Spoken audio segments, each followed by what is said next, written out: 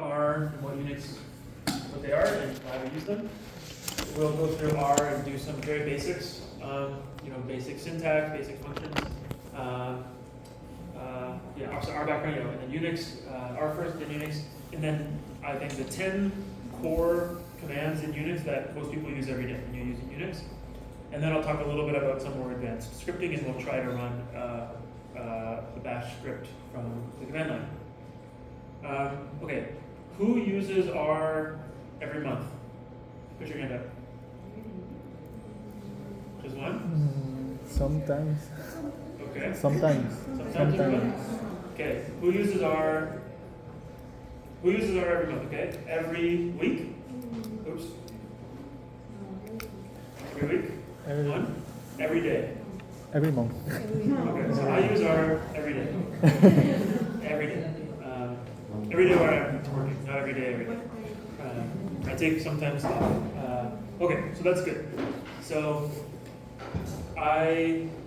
this is all designed for people who are just getting started, so it's okay. Another question. Who knows what this is? Just take some pictures of like teaching. Oh, yeah. Who has seen this before? Maybe? Okay. This is it's called a pipe operator in R.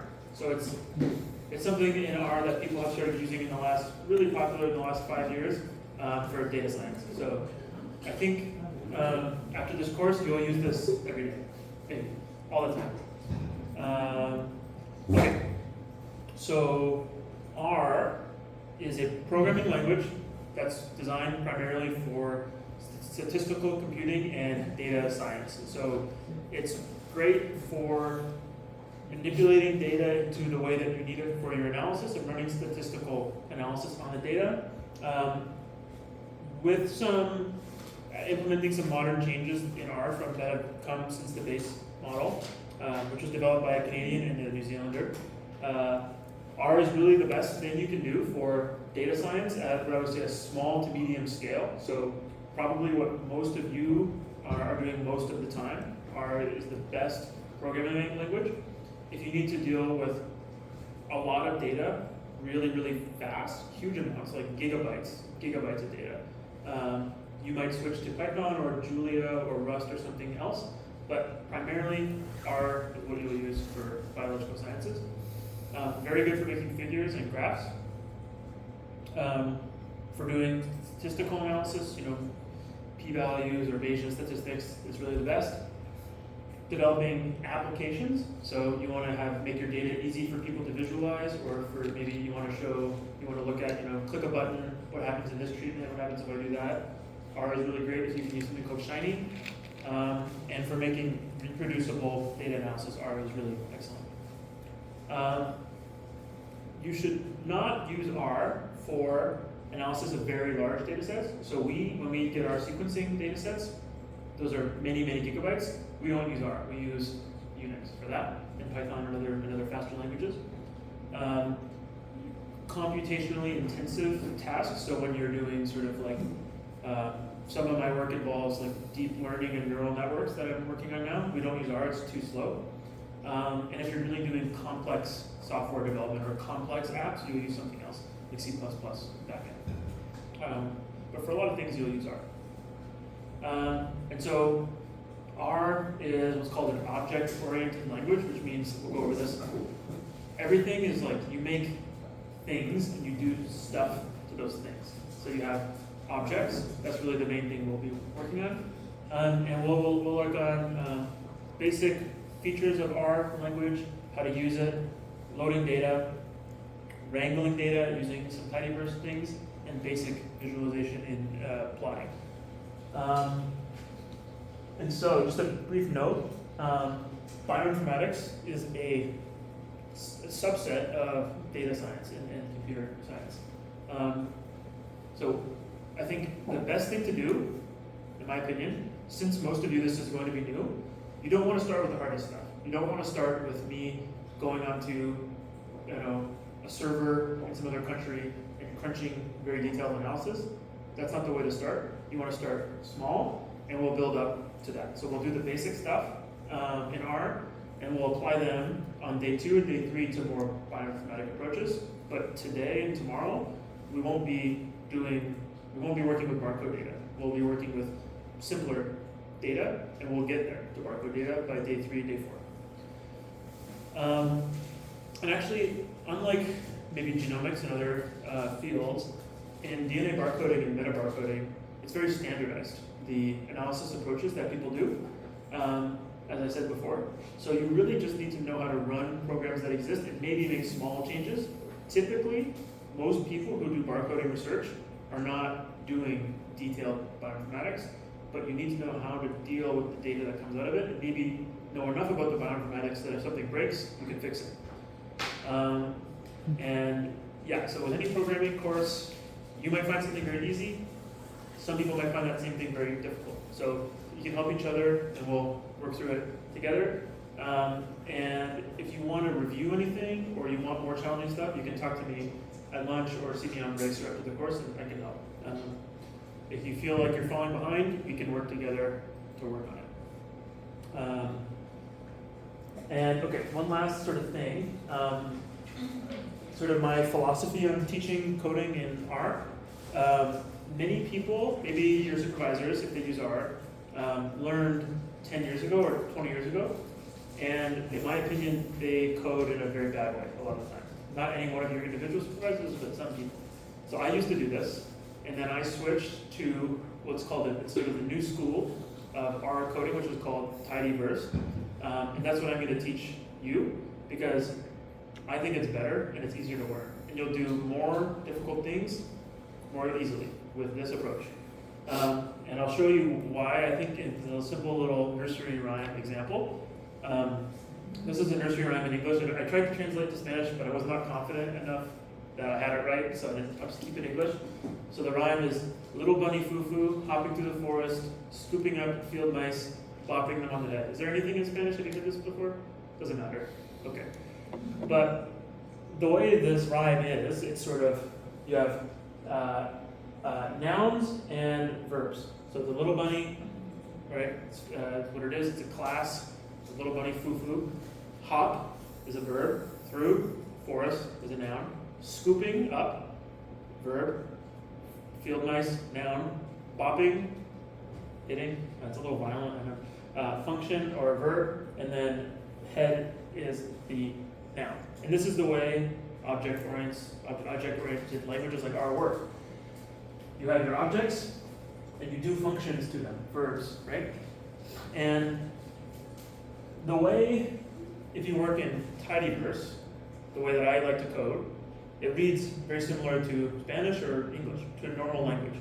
Little bunny, foo-foo, hops through forest, scoops up field mice, bops on head. To me, that's very natural, because you work from where you want to start, and you go to where you want to end. But a lot of people who use R from a long time ago, they work like this. R, by default, works the exact opposite. You start, so bop on head, you work backwards. Scoop up field mice, hop through forest, little bunny foo-foo. So you start with this, and you go back. And I don't like that. So I don't like to teach that way. I'll teach this way. And so I think this is better, because it mimics the way we like to think. So that's just there. And so we will work in our studio, which is a way makes working in R more pleasant. And so on your computers, boot them up, and I think you should probably work on the Ubuntu or Linux environment on the computer, and open our studio. So can everyone do that? And if you don't have it open, so find somebody else who does in your row. When you have it open, can you put the green thing on your computer so I can see? There, Dave, just on the back there.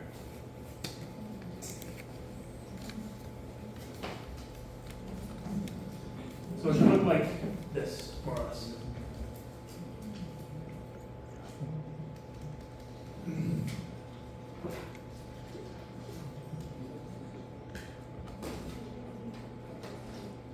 This one is Si está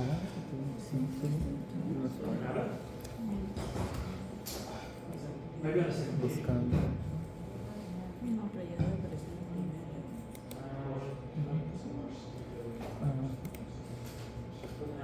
Si no, tendría que instalar. ¿Tienes el R? No. Los dos. ¿Qué hiciste el R? You go, are you on the Linux? You go there. Ah, con R. Doesn't have it. Do you want to try that? Hay R, falta el R Studio. Who ¿no? doesn't have our studio on their computer installed? It's not Bueno, installed. entonces el rojo.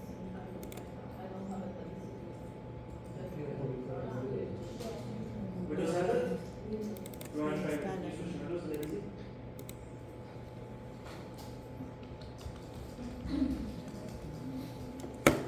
Okay. So you have it. Okay, so who had it already installed on their Linux? It was already there? You said you had an Ubuntu. Ubuntu? It was installed for you? Okay. So some people have something. Some people have it. Is it installed for you? Do you have it on your computer? Descargar e instalar, supongo que aquí. It's okay for now, yeah? Got it, and that's Con what it is. Linux. Let's try this one. Está, ¿no? Is it installed? Which name? Yeah.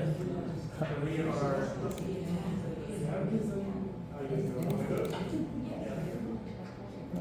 Yo creo que sí. Is there RStudio on this Windows? Can you search? Looks like this one's missing it too. Yeah, just write RST. Oh, I think I just saw it. Backspace? Because I thought I just saw it. Press the delete the backspace button. No, delete. Yeah. All The, okay, that's R. But that's not RStudio. No, Is this the right Studio. thing, Ken? I can see No, that's but I R. can't see RStudio. See? Okay, they don't have it. You want to switch to Windows? Can you switch to Windows? Is that possible? Yeah, some computers it's some. Yeah, it seems like some people's computers have it. Mm, no, If you don't have it, you can install it. So you've already installed R, so go there to desktop, and then. Oh wait, sorry, no, that's wrong. Sorry, I don't do this in Spanish. I could help you in English, probably. But it's yeah, that looks good. That's gonna work. Go back there. Yeah, and then install RStudio. Down. No, sorry, not that. Go back here. Wow. And then probably that. okay. Okay, so can people put, if they have it, put the green verde on the computer, just so I can see? You got it. That's good. Jared, you're good. You guys are good? You have? Honey doesn't? So for practice, just put the green, just because we'll do this a lot. You're working on it. Good. Green, you got it. Ayer también lo tratamos. You guys all have.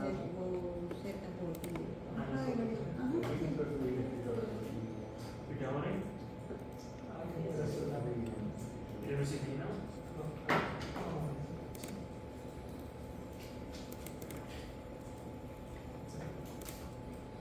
Debian. Nothing's ever easy. We'll try for another 5 minutes, and then we might just need to work in pairs with people who are near you who have it. Okay? No sé, aquí, ¿cómo se dice? Okay, so keep trying. Okay, I can to install to User, I think. user. Sure. They were supposed to install this. I think. Let me see if another computer has it.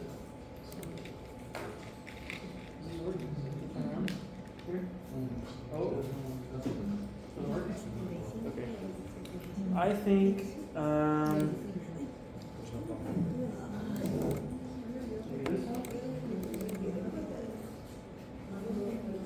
Okay, I think this one's pretty easy. So let's. I think everybody's next to somebody who has a working. So we can work in pairs for now, just so we can keep going, and then after we can try to make sure it's working on all the computers, and I can talk to Miriam. Okay, so since we don't have the classroom working yet, I have sent you all an email with some scripts and some data. Can you all download that and put it anywhere on your computer, like desktop or some folders are good that you can recognize. So yeah, make a folder for the course, and you can put those in there. Who didn't get the email? Valerie, I don't think your email is on the list that I have. So, but I'm glad you're here.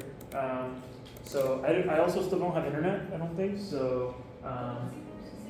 You can see it. Okay. So if you didn't get the email, just get someone to email it to you, forward it to you.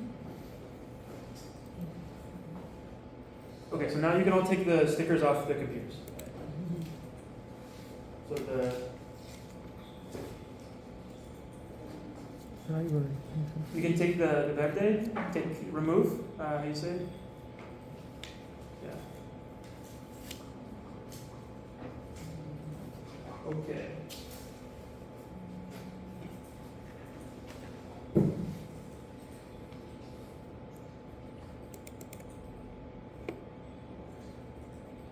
So, what we'll do is, everyone has the download, the script? Okay. So, on your desktop, or wherever you like to work, you can put it in your downloads folder. I'll just work on my desktop for now. Make a new folder for the course. So, what you're going to do, on Mac here, you can give you a new folder. So, you can call it Peru course. You're already in Peru, you call it barcoding course. There. So make a new folder.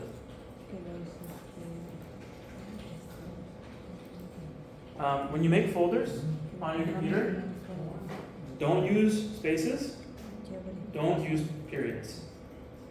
Only letters and underscores. Good.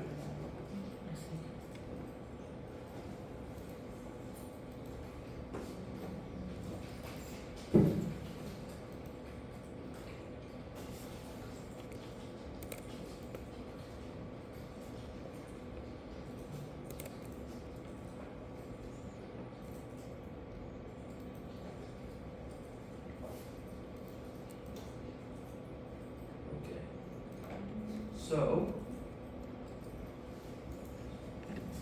everyone has their folder for the course? Okay. So, what we'll do is we're going to make what's called an R project that we'll use for the file. And so, anytime for your own scientific research or any for your project, if you're using R, you should have an R project for the project. So every single project you do should have its own R project. So, sorry it's a little small. I don't know if I can make this bigger. You go File, New Project.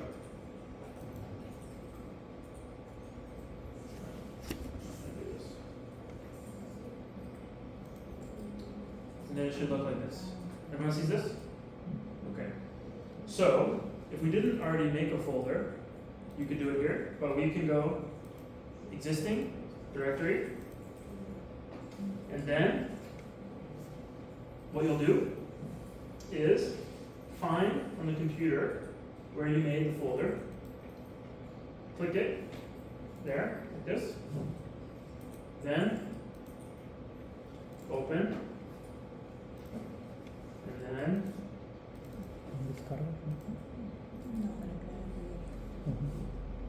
you'll have this, so it should be there, and then create project.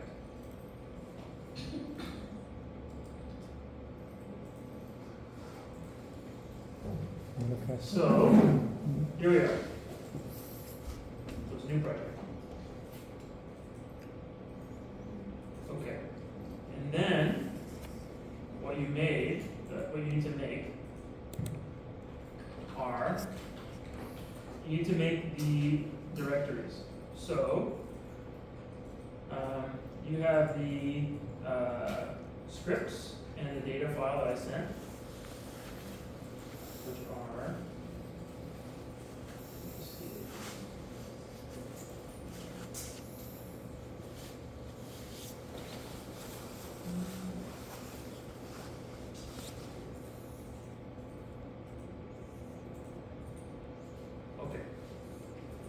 So when you open, you can put the scripts folder.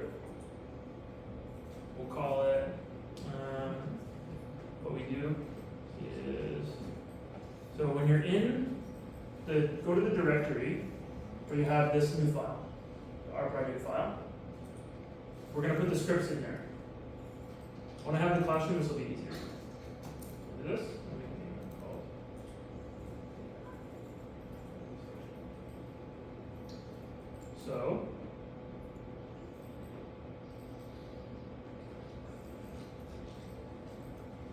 So we'll do this. So now it looks like this. So we have the main folder. We have a new folder inside called scripts. And we have the zip file. And then we unzip it.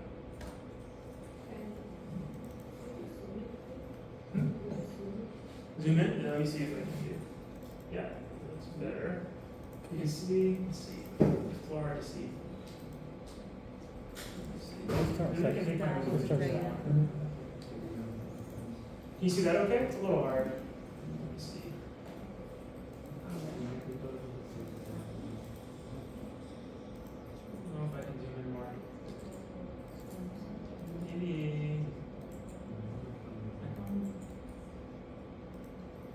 Yeah, better. Okay. And again, sorry, this was supposed to be in the classroom, but we didn't get that set up. So, okay. So does everybody have the R project directory with the scripts folder with this put it in there? Everyone has? Okay. So we'll just quickly rename that to R, and we've got these in here.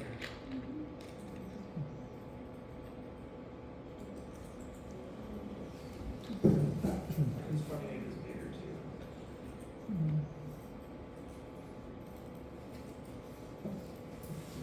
So then when you're in your R project, you should see the scripts folder, you should see the R, and you should be able to open the first script. So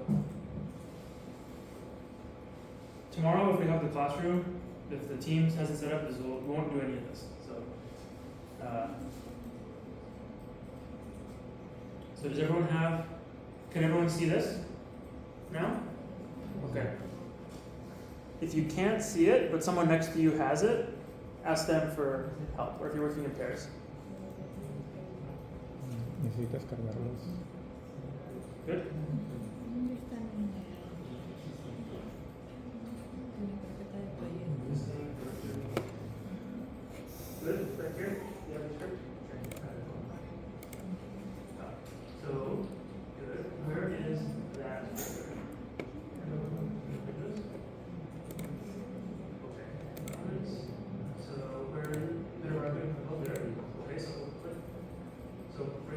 No entiendo aquí cuál es el, cómo, no sé cómo, no sé cómo lo instalo aquí. ¿Quién no sabe? No, SCRIPS. Chica, ustedes saben cómo lo instalo. Great. And then ¿Cómo lo instalo? what you downloaded, the scripts, that's it, goes in there. Aquí.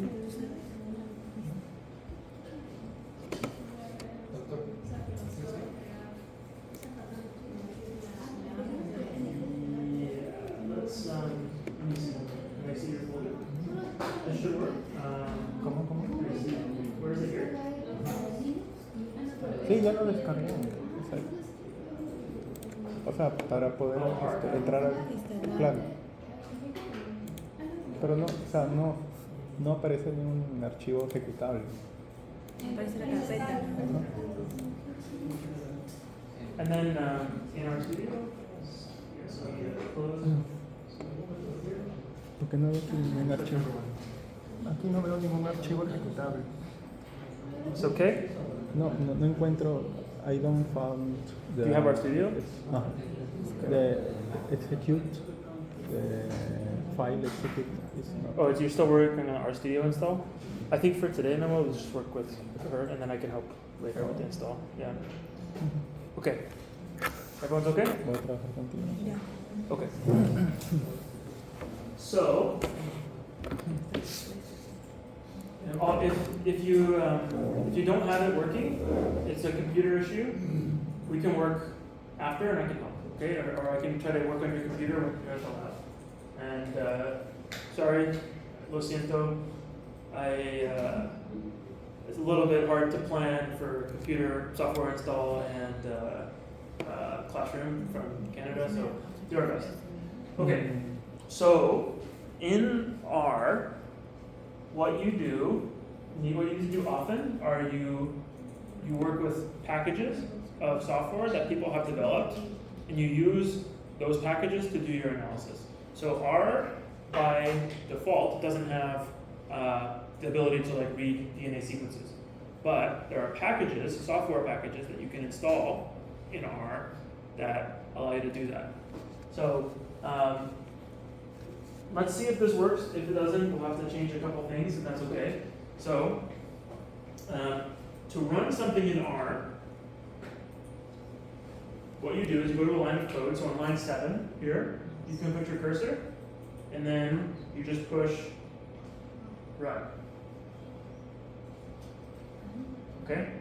And so, this is lesson number 1. What we've just done is we've made an object called packages that is a vector, meaning it's sort of a series of words. So if you just highlight the word packages and push run, you can see what's in there. So the object packages is the word puncher code, then DevTools, then Gapminder, then MSA, and so on. Those are the names of packages. Let's try this. I won't explain what it does. This is some code that I wrote that installs the packages. So if you run this, mine ran instantly because I got it installed. Hopefully you don't get an error. If you do, then I'll have to do it. So what we made is we made installed as a thing, and it tells you if it's installed. So for me, it's true, because I've installed. So if you click install and run, what does it look like?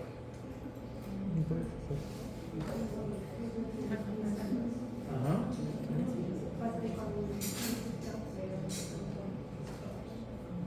You can import DevTools. No están instalados. True, false, Okay.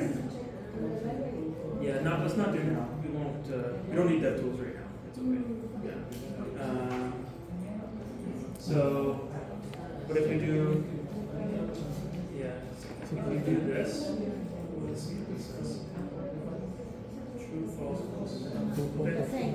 See, that's okay. That's okay. So, okay. So, some of this might work. This might not work. So now go to this next line and push run. If it doesn't work, it's okay. We can make differences. So for me, it's instant because it's all installed. For you, it might have an error. Might work. Might have. Let's see what we're dealing with. We can keep going if it's error. Yeah.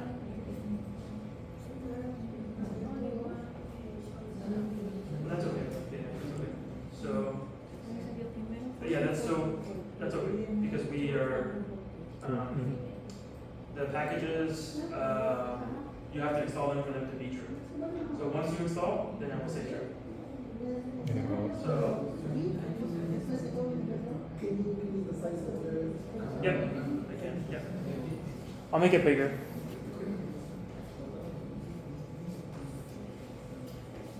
That's there.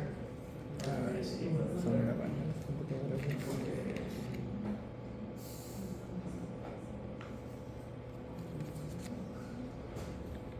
Is everyone's computer just doing things now? Yeah, it's just thinking and doing things? Okay, so now we'll just relax for a bit. Get the packages to load. Could take a couple minutes, depending on internet speed.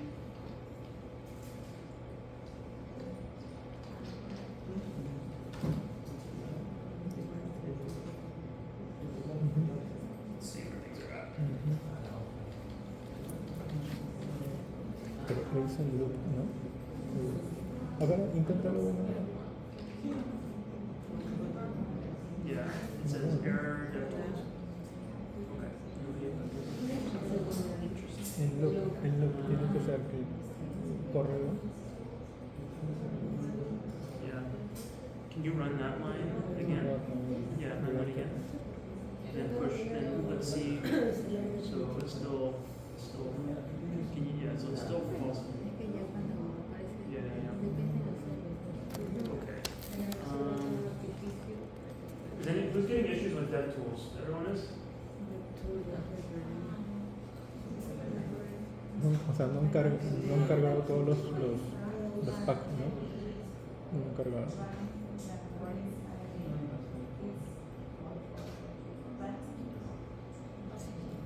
Can you run line 11 then? Can you run again? Oh, we're sorry, we're doing something again? So see it switch to true, true, false, true, true. Now, so click on.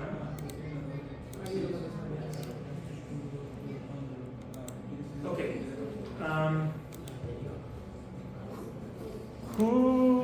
Whose computers are still thinking? Everyone's okay. So now, what you should do? Let's see. I'll have to diagnose this. So go back to this line of installed and click run. Then go back to installed. Just highlight the word, and you want to view that again, and run it again. Still false. Okay. I will work on this. Let's okay, I'll need to troubleshoot the computers because they didn't install the things that were supposed to be installed, which is okay.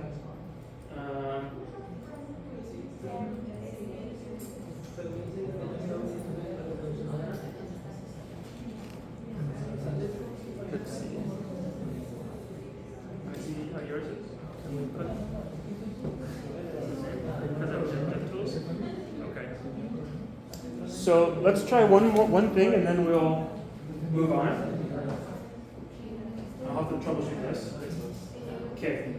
Everyone, can you delete DevTools from here? So delete. So it looks like this. So delete DevTools. That one's a little weird, might have to come back to it. And then try running again. There's still issues, I'll need to work on the computers or maybe if you have personal computers, we use those. Because these ones might be weird.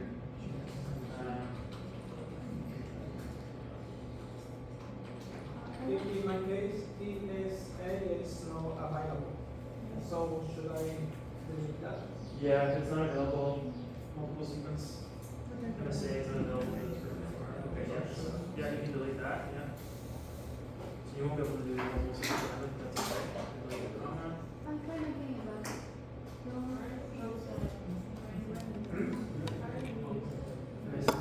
MSA, we will, I need to figure out what's going on.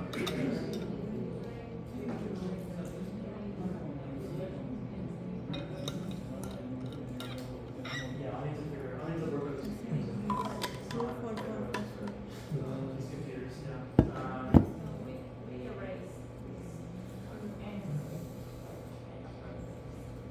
I don't really know why this is not, but now it's working, now for you. No, because I have the one.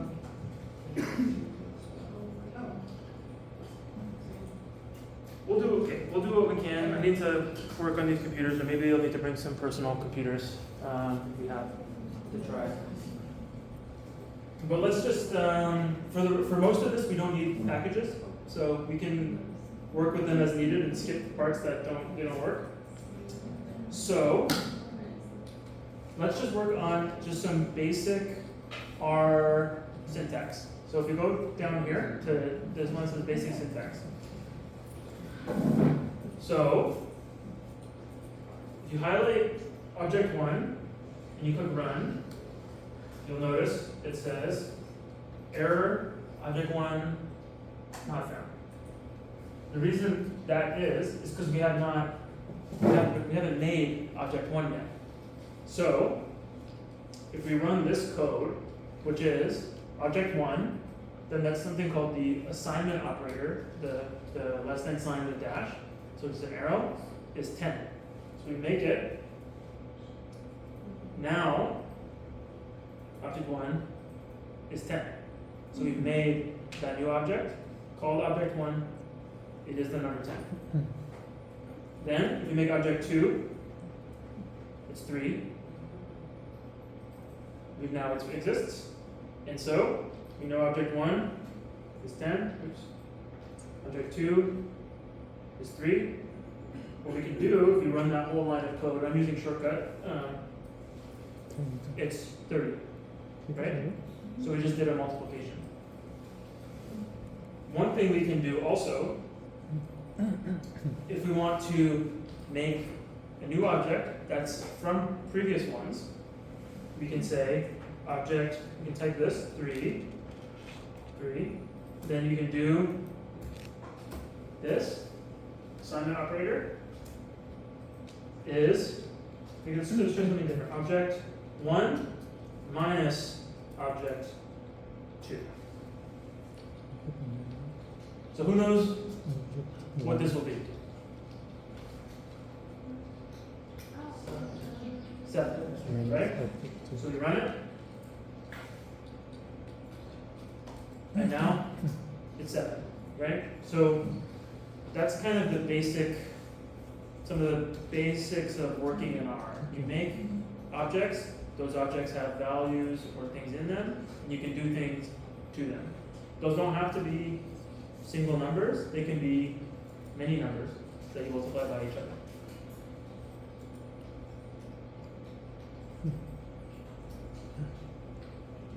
Does everyone have object 3 as 7? Okay. So, often, I'll wait till you all stop typing. So, Fernando, you guys have object 3 is 7?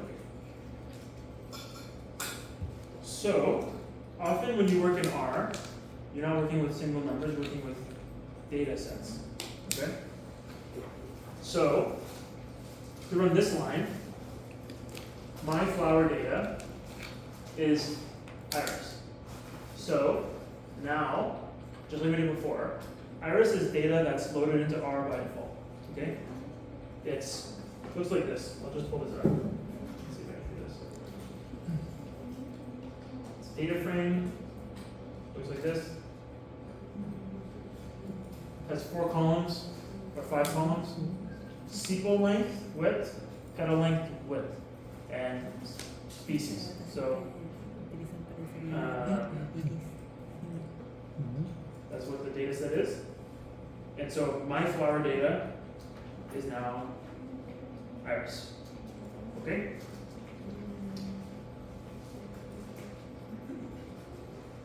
So if we want to save data, this might not work because tidyverse didn't load, so I don't think that's gonna maybe work, but so I need to work on this, obviously. What's very important when you're working in R and R project is to be aware of the different directories. So what we'll do is, if you go here, you can see you have your main folder. I call it barcode, of course. You can just click. What we can do right from, instead of on the desktop, we can do it from our studio. What we want to do is make a new folder. I forgot how you say it, carto for a folder? So, yeah, so we make, and we can call this one data. So in your main directory where you have this and scripts, make a new folder called data. This. And then what we can do This is not going to work as a tidy person, but it works for me. It won't work for you, maybe. What we want to do now is save this in your directory. So what you can do is if you go right inside this quote, and you push the tab key, it should show you where you are. Who's used tab to fill out files before? People done this? So if you go there, so one general tip when you're programming, never write folder names. Always use tab, because it will fill them out for you. Then you don't have typos, right? So what you can do is just pick data, made a double slash, you don't want a double slash, and you can save like this just by running this. Might not work for you, might need to do right dot ts, right? Let's try dot, does that work? No, right dot, let's do this way. We'll do that. So if, who had right underscore tsv work for them? Did that work for anybody? No? That's okay. So if you make your data look like this, so use instead right dot csv, that's in R by default, and make it look like this, data slash floordata.csv. You run this line, then it should be here in data. So now you've saved that on your computer. Falta el data CSV. My TSV worked because I have the package. A ver, córrele. Es que la hora de Okay. Ahí está. Let's get this. Hurry over time. Okay, we'll see. It doesn't work. So change it. I'll show you. So if your command right underscore tsv doesn't work, use this. So make it look like this. So write .csv, that will work. And then you have to change it to .csv.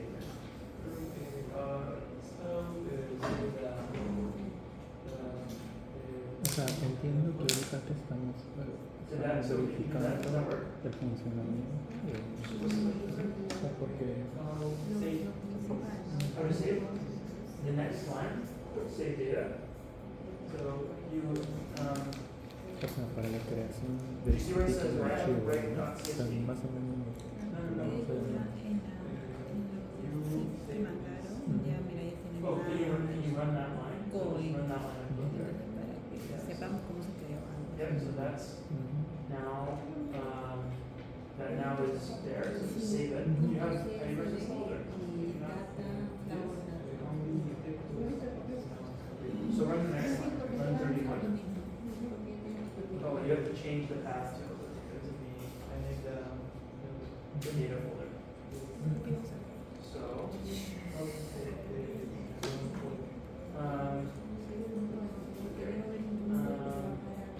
metabar coding, so go back to the folder. Tienes que revisarlo Oh, antes. sorry, it's in there. Okay, so make a new folder. Lo que pasa en el escritorio So también, you're in there. que no pudimos hacer un día al día siguiente. I think we'll just have to move on. The tiny version stuff I can figure out. We don't need to see La this. hora para ver qué faltaba. Eso es lo que es más. Okay, we'll move on, that's okay. I need to talk to Miriam to fix the packages that are not installed. So let's just move to this where it says classes, okay? So every object in R has a class. It tells you what kind it is. So if you run this line, class iris, it'll tell you that iris is a data frame. And so what that means is it has different vectors of data that are stored together in a certain sequence, right? But that's one type, but there are other types. So if we make this, run this next line, 1 and then colon 5, if you do that, it specifies a range of numbers. And if we check that, the class, 1 to 5, is integer, which means numbers without decimals, right? Integer. Numeric in R means the numbers can have decimals.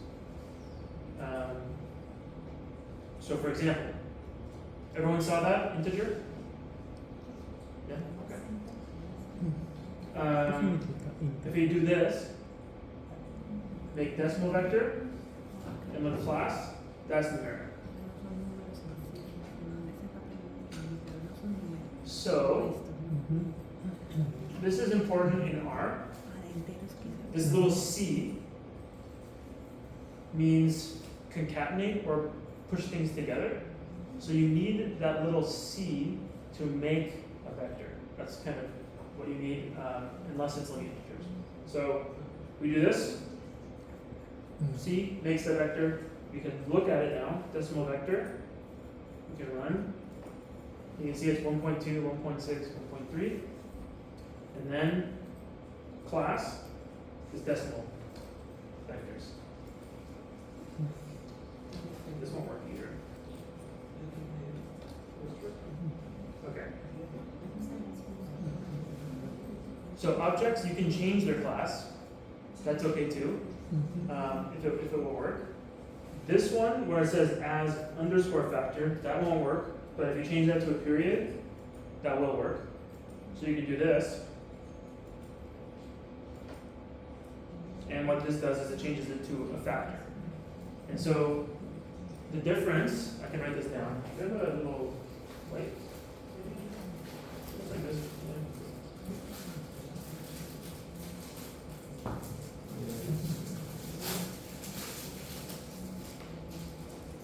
I'll just erase this.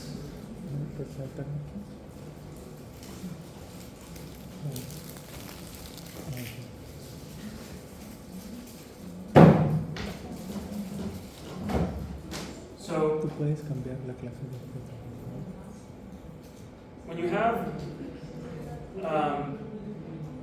when you have just a normal numeric integer, sort of you have numbers 1.2, 1.3, 1.6.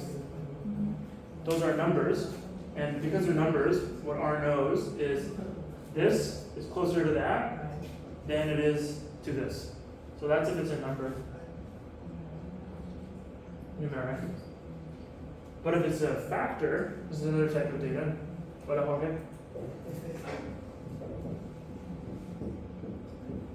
These are all equally similar to each other. 1.6, 1.3, 1.2. So when you change the object type, they lose their meaning a little bit. So you want to make sure that the class of your object is what you want it to be. That's sort of the important point there. Or some of the packages that Miriam, I guess, was going to install are not installed. So I need to do some troubleshooting on this. That was it. 53. Another type of object, matrix. You run this. What matrices are, they're similar to data frames, but they don't have headings. They're just sort of boxes of numbers. And so you say it's a matrix if it's a class. The last class that we should know for now are logical, which are true or false, right? So what you want to know is often, is a condition met or not? And so here what I'm saying is if you take the numbers 1 to 10, and you look, this is a bit advanced, but it doesn't matter. You look at the if the remainder after you divide by 2 is 0, that's essentially saying is it even or odd? If you divide 4 by 2, the remainder is 0, 5 by 2, remainder is 1. Does that equal 0? And what you can sort of see, if you run that, you look next, sort of odd, false, even, odd, odd. And so that is a logical vector. The very last thing we'll cover before we go to the lab, and before I spend some time maybe on these computers trying to figure out what's going on, is functions. And so this is how you use pre-built commands in R to do things to the numbers. So if you make a vector with these numbers here, 966, like my code, looks like this. We do the next thing, just take the mean. You can see it's the mean of those is that. And just sort of as a last, just reaffirming what we already did, if you wanted to, you can make a new object that is the mean. So you can make that, do this, and you can see, you can save that sort of as the number. So that's the very, very basics of R. You can make objects. Those objects have classes. You can do things to them, and you can make new objects. So, so what we did here again, made a vector of numbers. You can just take the mean and display it, or you can make a new object that is the mean, which you can view here as this. So it's the same. I think just in the interest of time, it's almost 12. So besides the functions that were, the packages not working, does anyone have anything they want to go over and check before we go to the molecular lab?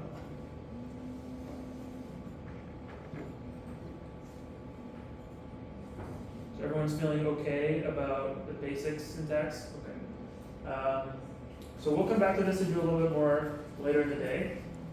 For now, we can go to the lab. Well, I'm going to give a brief talk. Oh yeah, sorry. So Robin will give a brief talk, and then we can go over to the lab. Okay, so I will pull up the PowerPoint. Here.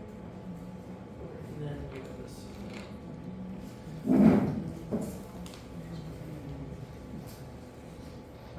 Yeah, this is just a brief talk. A lot of you are probably reasonably familiar with all already about ways of going about DNA extraction and PCR. So DNA extraction, you have quite a lot of different methods available to do this. So fundamentally, obviously, in order to do any kind of sequencing, you need to get your DNA out of your samples somehow, and you can then do PCR. So generally, there's two steps to this. You've got to do your tissue lysis. There's breaking up the tissue. Usually that involves proteinase K, which is an enzyme and a heating step. Sometimes, depending on the tissue type plants, there tend to be much more involved protocols here. They generally involve homogenizing with something physical, like beads or grinders or something. And then after you've done that, you've generally got some kind of cleanup or purification step for the DNA, which often involves putting them through some kind of spin columns on a centrifuge, or with magnetic beads, which we're going to talk about a little bit more later. What I'm going to actually go through in detail is a sort of really simplified method, which we quite like for insects, and this is what we used in our field trip at Los Angeles. It's called alkaline lysis, also called hotshot. There's a publication on protocols.io about this if you want to read more about it. But essentially, it's a very fast and simple method. It's just chemical based, so there's no enzymes in it. It's easy to do in 96-well format, so it's quite convenient if you have your DNA in that format. You're going to do your PCR in that format, obviously, so it's quite convenient. And it doesn't require any cleanup. You just do the lysis essentially, and then you can immediately put that into PCR. So how do you do this? Essentially, you have two different liquids which you need to make up. First is potassium hydroxide lysis buffer.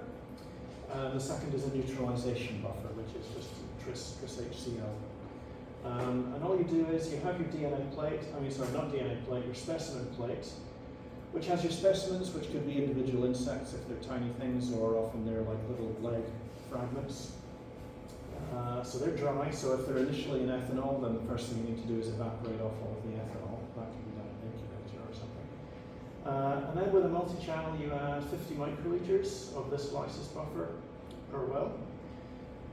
You heat it to 95 degrees for 10 minutes. You can do that in a thermocycler or in an incubator if you have an incubator that goes hot.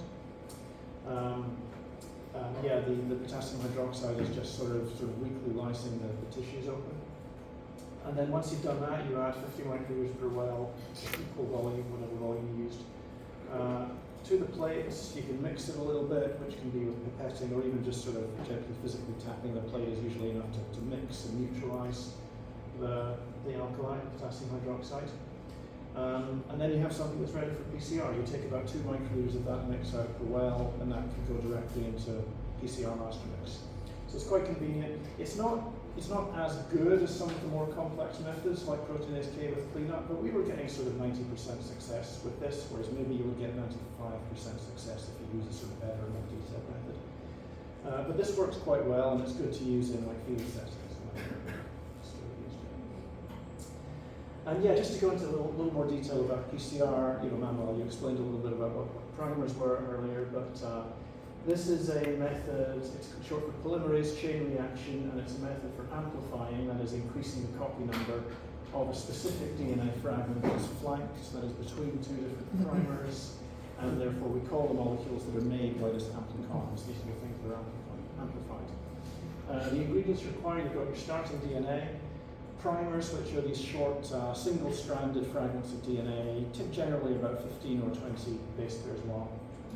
And they need to match, not exactly, but reasonably closely, to some particular place in your DNA of interest. And of course the other thing is DNA polymerase. That's the enzyme which will build a new DNA strand. What do? You heat up your DNA. That's called denaturing. That causes the 2 strands to separate from each other. You then cool down to the optimal binding temperature of the primers, which is usually somewhere between 40 and 60 degrees. The primers then bind in their site of interest. There should be a close match. You can often get away with 2, 3, 4 differences, depending on exactly what they are. There's certain flexibility there. And then you heat up to the optimal temperature of the polymerase, which is 72 degrees typically for Taq polymerase. And then that builds a new DNA strand off where the primer bound at the 3' end. You understand what I mean by 5' to 3'? This is like the directionality of DNA. These molecules have a direction. There's a 5' end and a 3' end. Google exactly what that means if you're interested, but it's to do with the actual biochemical structure of nucleotides.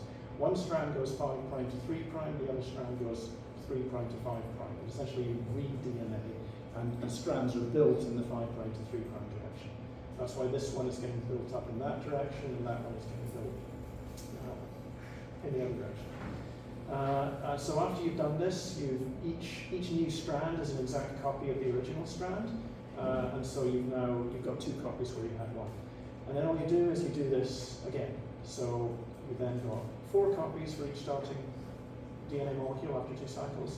You've got 8 copies after 3 cycles, and then you do this again and again, and you can essentially do the math that after 30 cycles or so, which is typically what you do, you've got millions, hundreds of millions of individual copies of a DNA molecule. So that is generally what you want to sequence, because it's easy to sequence something when you have lots of copies of it. Things to note about PCR. So as we've said, primers are the things that give you the specificity, that give you the, okay, we're going to amplify this specific thing, like the CO1 molecule and not any other molecule. That means they do need to be specific to the genomic region. So if you want to do a different gene, if you want to do 18S, ITS, you need specific primers for those things.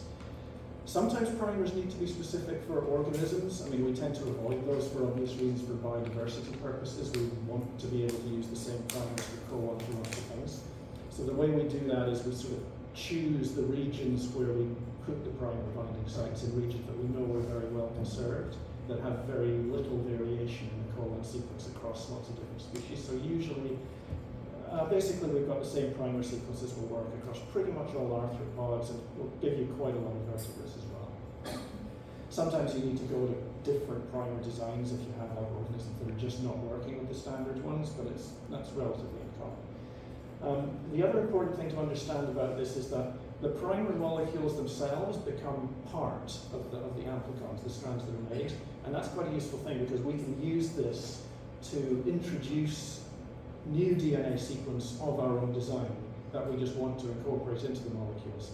Anything that we make part of a primer on the 5' end, that is the sort of outside end of the molecule, will then be incorporated into all of the amplicons we make, which is a very useful thing for tagging or indexing or multiplexing, which I'm going to say a lot more about later. Thermocycling conditions, I mentioned briefly about that. You basically go through 3 phases. There's the denaturing, which is heating to 95 degrees, 94, 95, that's what separates the DNA strands. Primer binding, somewhere between 40 and 60, and then strand extension, which is about 72. And generally it's the primer binding temperature that you might potentially need to vary for the particular primers that we're using. They tend to have their optimal temperatures that they like to bind to their DNA of interest. This, just sort of for you guys to have it here as a reference, since you'll get these slides. This is like the default thermocycling program for CO1, for the 658 base pair CO1. In this we sort of do 2 different rounds of amplification, one with 5 cycles and one with 40 cycles. So you end up doing 45 cycles of PCR total. That's quite a lot. You'll see probably a lot of PCR programs do fewer than this, but we do a lot of cycles just because we're often starting with really kind of minimal amounts of DNA. So it gives you more chance to get as much amplification as you can if you do a lot of cycles. So the first one, so 94 degrees denaturing, 45 degrees primer binding. That's quite a low binding temperature in this first amplification. The reason for making it low is that essentially the lower the temperature, the more permissive primer binding is, the more it will tend to allow slight variations or mismatches in the exact sequence. So maybe it's an unusual organism, maybe it's got a slightly different primer sequence, but it's more likely to amplify if you allow a lower temperature. So you do 5 cycles at a lower temperature, and then you increase to 51 degrees for the next 40 cycles, which just gives you, it requires a more exact match, but essentially if you've managed to make a few molecules with the primer sequences by the first round, you will then be able to amplify off those, and they will have the exact primer sites in them because they've been made with those primers. So you can then essentially get more efficient amplification by having a slightly higher temperature. You get final elongation, 72 degrees for a couple of minutes, just to finish off any strands that were just partway through strand synthesis during the cycles. And then you finish, and you can hold at 4 degrees, which is fridge temperature. A lot of thermocycles will cool down, and that means you can just leave this overnight if you're not taking your PCRs out after they're done. Though ideally you want to take them out. You'll probably want to sequence them right away or run them on the gel after you're done. Yeah, just to say something about how we do PCR. How many people have done PCR before, by the way? Anybody? Okay, most of you have done this. The ingredients in a master mix, you need water. There's usually a buffer which is specific to the enzyme. Magnesium chloride, which is just it's like a cofactor that the polymerase needs to work. You need your 2 primers, you need your DNTPs, that's the raw nucleotides, the ones that get built into the new strands. And you need platinum tank, that's the enzyme. And usually what you do is you make a master mix of all of the shared components, and I'll quad that out into a plate. So that's sort of everything except the DNA in your PCR, because usually you're using the same primers for an entire plate. And then once you've done that, you add the DNA individually to each well, because that's the thing that's different between the wells. So this is kind of a new thing we've developed over the last year or so in our lab, which is freeze-drying PCR plates.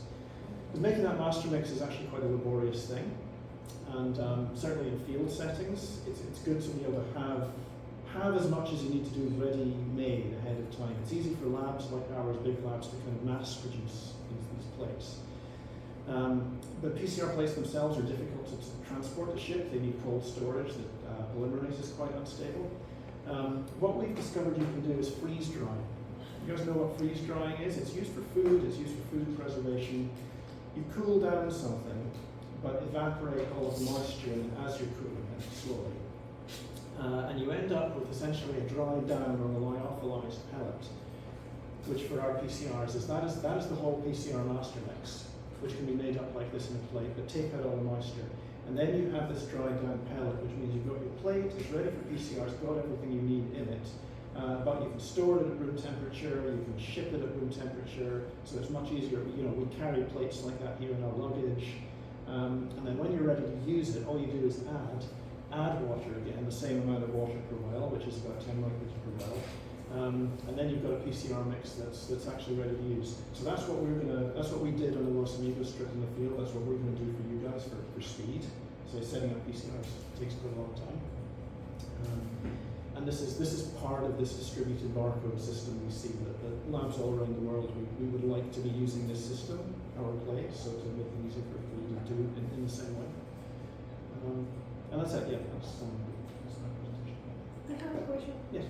I read about that you use Ivanova protocol for extraction to DNA. There are a lot of different protocols for DNA extraction. Yeah, I don't really have time to go through all of them here, but yeah, maybe I can put together some references for you if you're interested. Because I used yesterday last week I used hot shot. Oh, you used hot shot, did you? But I don't have I put only one or two. Oh, it didn't work very well for you. Okay. Yeah, what were the organisms? Were they your wasps, your insects? Okay. Yeah, you might want to use a different method for that. So I don't know, maybe it's better to use Probably another protocol would be better for that. Yeah. We found it worked quite well in our labs, but yeah, maybe not so well. You don't get such a clean DNA extract out of that. So maybe if there isn't very much DNA in wasps in yeah, there's a lot of different extraction methods. Okay. Before we go to the lab, Robin, I just want to quickly prepare this fit. I just have to run 2 lines of code. Sure. Yeah. Okay, everybody, before we go, can you try this recording? You sent? Yeah. Oh, okay.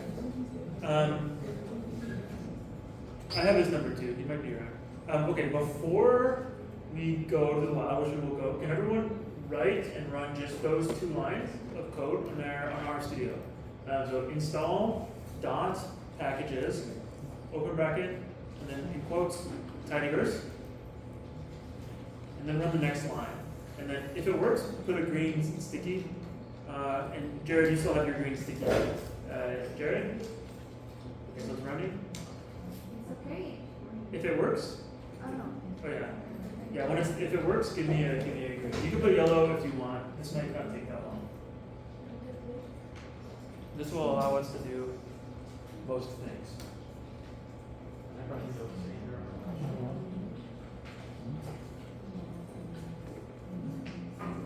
So just those 2 lines. Just write those. Entonces a mí creo las comillas que no son. Yeah, just 1 bracket's okay. Hazlo con. So you can just push run. Con esto. So you can do C, like restart is okay. Tidyverse. And then so you can run again. It's installing? Did you try running this?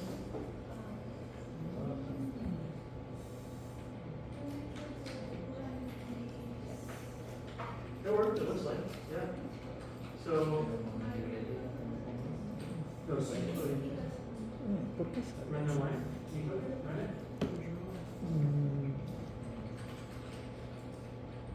It's because you have a minus at the end there.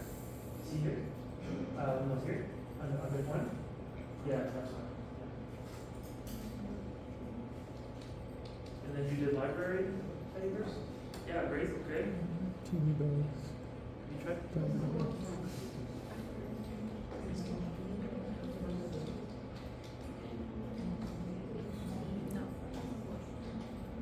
You ready?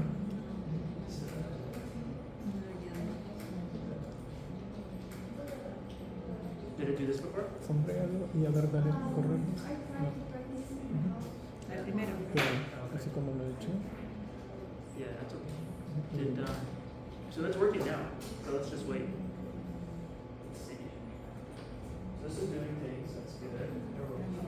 Okay, let's see. I need the quotes. The quote. No, ya lo tengo ahorita. So.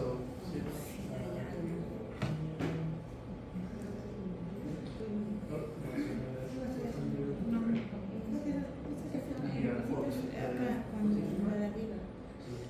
Con el signo de interrogación.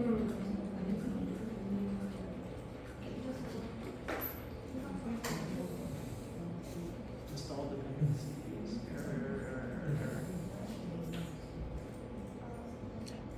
Pero al parecer dice que está. Dice las fuentes descargadas están en TNR. Download package. Ken's doing one final art, but then we'll do Okay. Some people it's working, some people it's not. You want you have your own personal computer. Okay, Chris, can you do the second line, the library? Any verse? No quotes?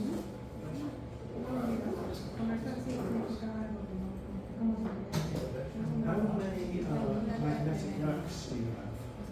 Just one. Okay. You do it. Yes, with 10 positions. Yeah. Certainly we can do that. Yeah. I was thinking of an exercise where each student could kind of have their own thing to clean up. Just one rack. La primera es. Yeah. So that works. Okay. Yeah, that's good. So maybe it needs to be windows. Works for you? Yeah, we're going to go. Maybe we're going to. If you could be around, it's actually worth walking out if you could bring the gel. Okay. Or if somebody could bring the gel, give somebody. Okay, everybody, so I think the problem is maybe with Ubuntu It'll be for the afternoon. installed. It seems to work for Windows, but not Ubuntu. So after we come back, we'll try it on Windows, okay? But for now, that's okay. So, okay. So now we'll go to the left. Okay, so the Ubuntu install bar is busted. Gracias. Yeah, the computers are not, it's not working as well as I don't know why. Well, it seems to be on Windows it is, but not Ubuntu. It's weird. But we'll make it work.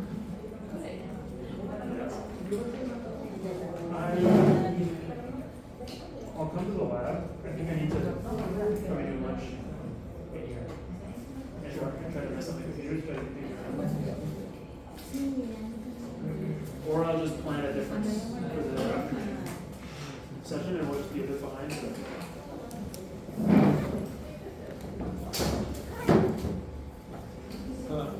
Do we need to give this list to somebody? This list, do we need to give this to somebody?